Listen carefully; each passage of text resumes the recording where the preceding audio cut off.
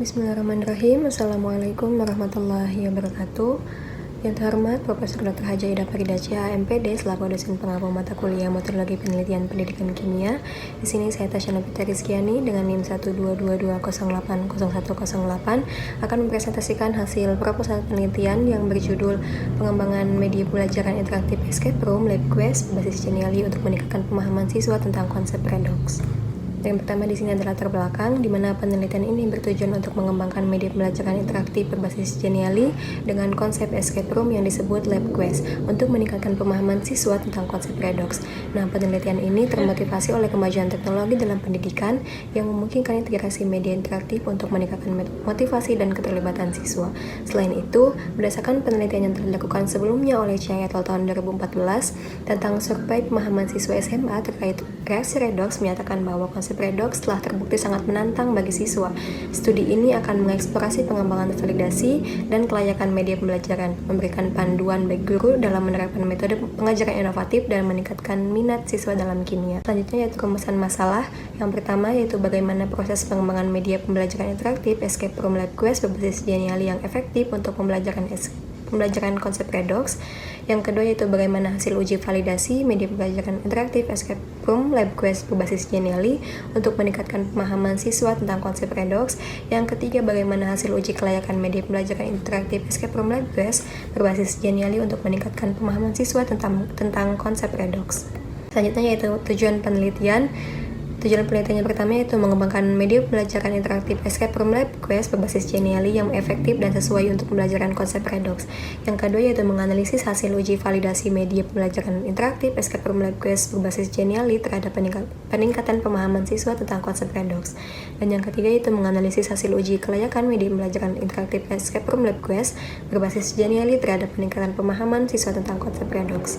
Kemudian ada manfaat penelitian, di mana hasil dari penelitian ini diharapkan dapat memberikan manfaat yaitu sebagai berikut. Yang pertama yaitu dapat menunjukkan bahwa penggunaan metode pembelajaran yang inovatif, kemudian dapat memberikan panduan bagi guru dan menerapkan metode pembelajaran dan mengembangkan media pembelajaran interaktif yang lebih interaktif dan inovatif serta menarik sehingga dapat meningkatkan motivasi dan keterlibatan siswa.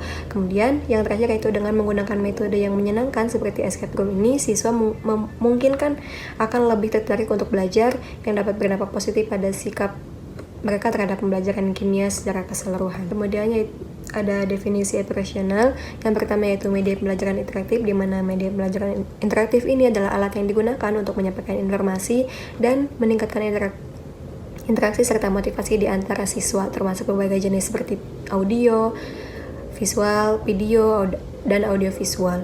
Kemudian yang kedua itu escape room, di mana escape room ini merupakan permainan yang menggabungkan teater dan permainan teka-teki. Nah, ini adalah ruang fisik yang penuh dengan tantangan, petunjuk, dan teka-teki yang sesuai dengan tema tertentu. Kemudian yang ketiga yaitu ada Genially, di mana Genially adalah platform yang dapat digunakan untuk membuat konten pembelajaran interaktif yang menyediakan berbagai macam template untuk digunakan, termasuk presentasi, infografik, gamification, interactive image, video presentasi, panduan, dan materi pelatihan. Kemudian ada konsep redox, di mana reaksi yang melibatkan peningkatan dan pelepasan oksigen serta transfer elektron. Dengan reduksi terjadi ketika suatu zat melepaskan oksigen dan oksidasi terjadi ketika mengikat oksigen. Selanjutnya yaitu ada kerangka pemikiran, di mana kerangka penelitian mencakup pengembangan media LabQuest ini berfokus pada materi redox yang melibatkan analisis, desain, pengembangan, implementasi, dan pengujian kelayakan melalui kuesioner dan percobaan terbatas dengan siswa. Selanjutnya yaitu ada hasil penelitian yang relevan. Yang pertama yaitu ada Ernita tahun 2023 yang menyatakan bahwa media pembelajaran interaktif tentang reaksi redox meningkatkan pemahaman siswa dengan engine sebesar 0,057 atau dengan kategori sedang, kemudian mencapai 95% kelayakan untuk media dan 94,42% untuk materi dengan respon positif dari siswa 86,66%.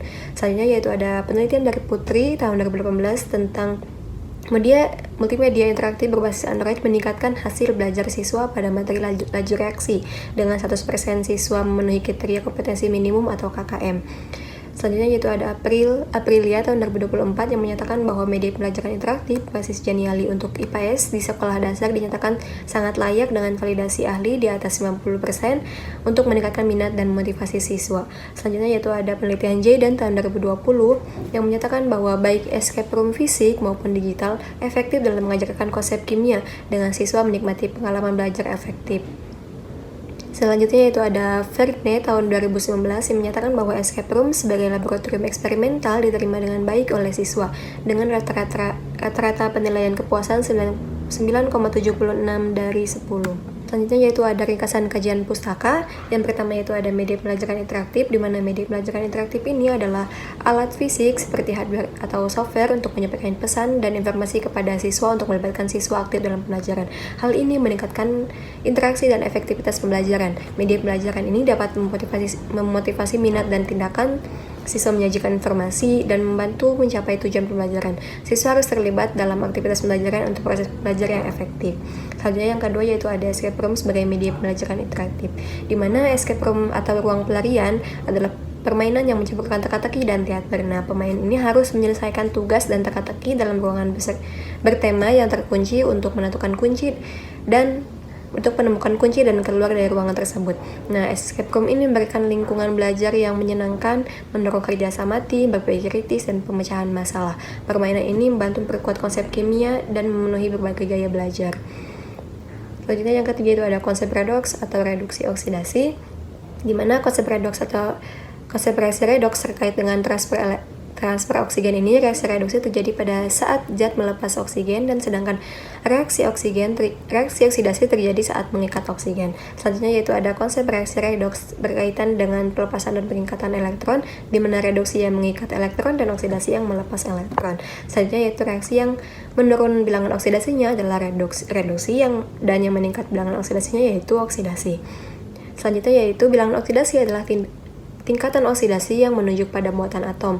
Dan reaksi redoks sederhana ini mudah disetarakan, sementara reaksi redoks yang kompleks ini menggunakan dua metode yaitu bilangan oksidasi dan metode setengah reaksi. Selanjutnya itu ada metode penelitian. Untuk metode penelitiannya itu yang digunakan yaitu Research and Development atau R&D. Itu develop the interactive learning media, atau metode ini digunakan dengan alasan karena metode ini dapat membuat pembelajaran yang interaktif, media pembelajaran yang interaktif. Kemudian untuk subjek penelitiannya yaitu siswa SMA kelas 12, dan untuk prosedur penelitiannya karena dalam model pengembangan dari metode R&D ini menggunakan ADI, yaitu melibatkan analisis, desain, pengembangan, dan implementasi. Kemudian untuk instrumen penelitiannya itu ada analisis konsep, peta konsep, angket uji validasi, angket uji kelayakan, flowchart, dan storyboard. Nah, untuk teknik pengumpulan data yang pertama yaitu pengembangan media pembelajaran interaktif escape room. Untuk teknik pengumpulan datanya yaitu dengan membuat analisis konsep, membuat peta konsep, flowchart, storyboard, kisi-kisi soal, butir soal, serta rubrik penilaian. Yang kedua yaitu uji validasi, di mana untuk teknik pengumpulan datanya yaitu dengan mengisi lembar validasi dan angket uji validasi. Dan yang ketiga yaitu uji coba terbatas, dengan teknik pengumpulan datanya yaitu melakukan uji coba pada media pembelajaran interaktif, escape room, serta mengisi angket uji kelayakan. Ada teknik analisis data, yang pertama yaitu analisis data hasil validasi. Nah, analisis angket validasi yaitu dengan membandingkan nilai kelayakan R suatu instrumen dengan nilai kelayakan R kritis yang ditetapkan. Nah, bisa ditentukan dengan rumus R sama dengan X per N besar dikali N kecil dengan keterangan yaitu R nilai kelayakan, X yaitu jumlah jawaban responden, untuk N besar itu skor minimum, dan N kecil itu jumlah responden. Yang kedua yaitu analisis data hasil uji kelayakan, dan bisa ditentukan dengan menggunakan rumus persentase respon, yaitu skor hasil pengumpulan data dibagi dengan skor maksimal dikali dengan 100%. Nah, data yang sudah diolah ini akan dideskripsikan untuk menentukan apakah media pembelajaran interaktif escape room ini layak digunakan atau tidak. Yang terakhir di sini ada agenda penelitian, di mana untuk jenis kegiatannya di sini yang pertama yaitu ada bimbingan. Nah, bimbingan ini dilaksanakan pada bulan pertama, kemudian ada penentuan judul proposal dilaksanakan pada bulan pertama dan bulan kedua. Untuk penyusunan judul proposal dilaksanakan pada bulan pertama dan bulan kedua. Kemudian untuk pengajuan proposal dilaksanakan pada bulan kedua, untuk perbaikan proposal dilaksanakan pada bulan kedua, untuk pembuatan dan perbaikan instrumen dilaksanakan pada bulan kedua dan bulan ketiga, untuk uji validitas instrumen dilaksanakan pada bulan kedua dan bulan ketiga. Untuk pelaksanaan penelitian dilaksanakan pada bulan ketiga. Untuk pengumpulan pengolahan serta analisis data dilaksanakan pada bulan keempat. Untuk penyusunan skripsi dilaksanakan pada bulan keempat, kelima, dan keenam. Dan untuk ujian skripsi dilaksanakan pada bulan keenam. Cukup sekian dapat saya sampaikan. Kurang lebihnya saya mohon maaf. Wabillahi taufiq wal hidayah. Wassalamualaikum warahmatullahi wabarakatuh.